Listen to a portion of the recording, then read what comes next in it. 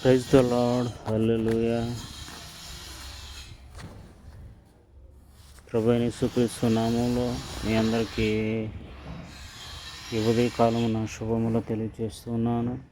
మీరందరూ బాగున్నారని అనుకుంటున్నాను. ఎలా ఉన్నారు? దేవుని మహాకృపను బట్టి మీరందరూ బాగుండాలి. ఓకే, ఈ సమయంలో నేను ఈ యొక్క వీడియోని బట్టి మీ ముందుకు రావడానికి దేవుని యొక్క మహాకృప తోడైంది గనుక చూస్తున్నటువంటి వారు, వింటున్నటువంటి వారు ఈ వీడియోని సపోర్ట్ చేయండి, అనేకులకు తెలియపరచండి. దేవుని యొక్క మహాకృపను బట్టి ఆయన ప్రేమను అనేకులకు తెలియపరచాలని, ఆయన అద్భుత కార్యముల గురించి అనేకులకు తెలియపరచాలని ఈ యొక్క వీడియోని బట్టి మీ ముందుకు రావడం అనేది జరిగింది.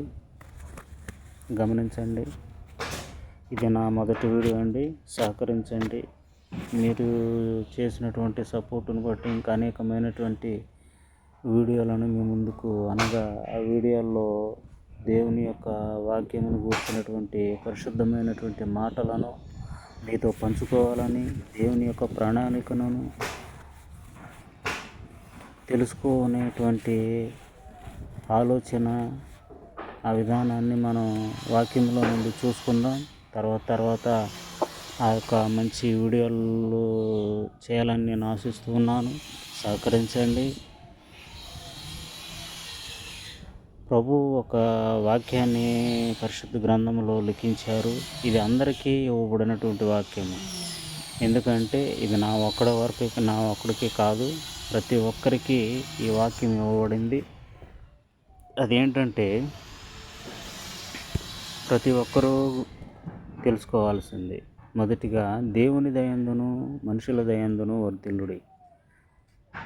ఇది దేవుడు అందరికీ స్థిరపరిచినటువంటి వాక్యము.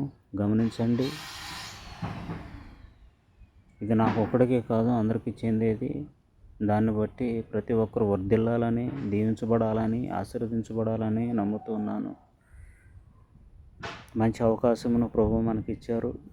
దాన్ని బట్టి వ్యర్థముగా దాన్ని ఉపయోగించుకోకుండా మనము దేవుని యొక్క చిత్తమును గ్రహించి దేవుని యొక్క చిత్త ప్రకారముగా జీవించేటటువంటి కృపను ప్రభువుని అడుగుదాం, అనుసరిద్దాం.